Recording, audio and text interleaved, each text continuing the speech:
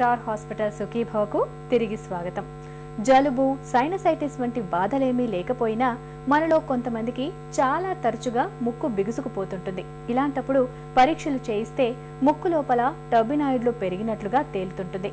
ఈ రకమైన పరిస్థితిని డాక్టర్లు టర్బినేట్ హైపర్ట్రోఫీగా పిలుస్తారు. గాలిని పీల్చడంలో ఇబ్బందుల్ని తెచ్చిపెట్టే టర్బినేట్ హైపర్ట్రోఫీ గురించిన పూర్తి వివరాల్ని డాక్టర్ని అడిగి ఇప్పుడు తెలుసుకుందాం.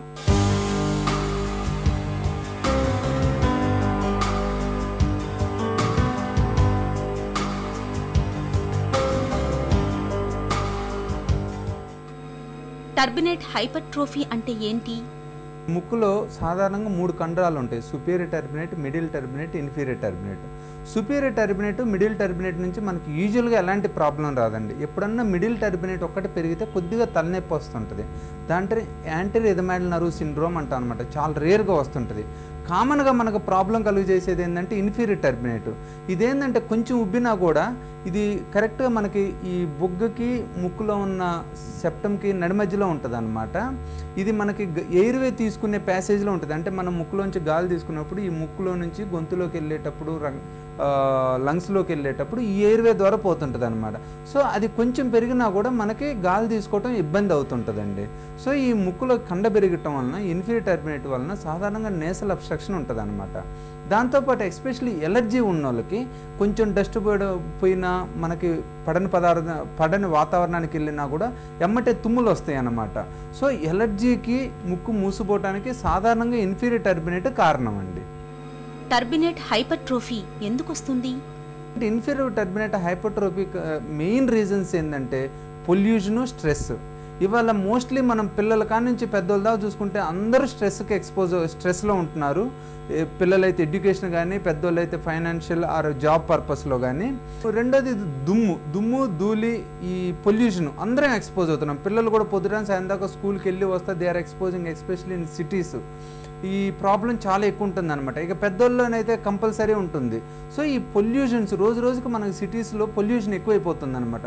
సో ఈ పొల్యూషన్, స్ట్రెస్ వలన సాధారణంగా ఇప్పుడు మేము చాలామందికి ఇన్ఫీరియర్ టర్బినేట్ హైపర్ట్రోఫీ దానివల్ల వచ్చే ప్రాబ్లమ్ని చూస్తున్నామండి. టర్బినేట్ హైపర్ట్రోఫీలో ఎలాంటి సమస్యలు ఉంటాయి?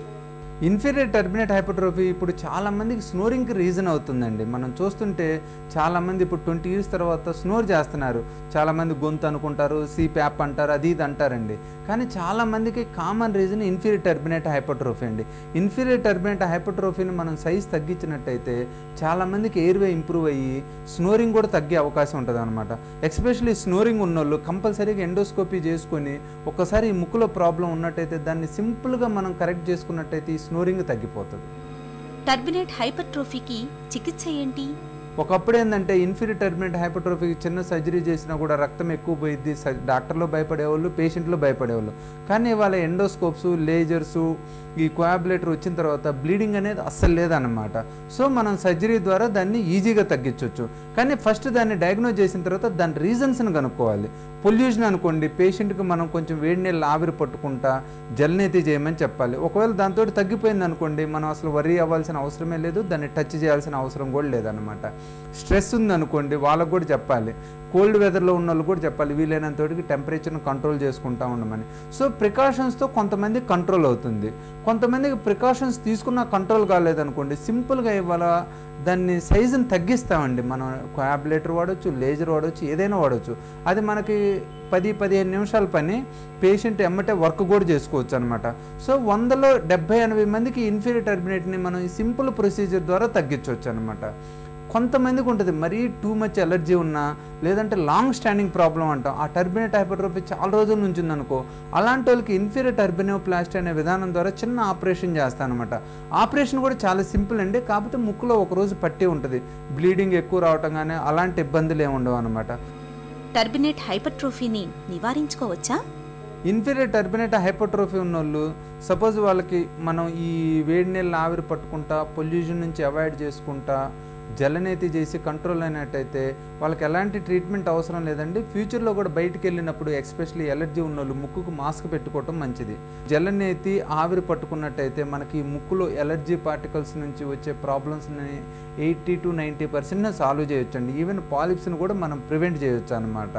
అలాగే స్ట్రెస్ ఉన్నోళ్ళు కొద్దిగా స్ట్రెస్ని తగ్గించుకుంటా ఆవిరి పట్టుకుంటా ఉన్నట్టయితే, అంటే ఎలర్జీ లేని వాళ్ళకి మనం జలనేతి చేయాల్సిన అవసరం ఉండదండి. యూజువల్గా ఆవిరి పట్టుకొని స్ట్రెస్ తగ్గించుకుంటే సరిపోతుంది.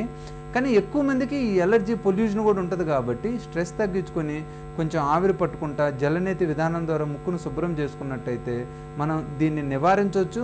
ఒకవేళ మైనర్ ఆపరేషన్ చేసిన తర్వాత మళ్ళీ రాకుండా కూడా మనం దీన్ని నివారించవచ్చు. గాలిని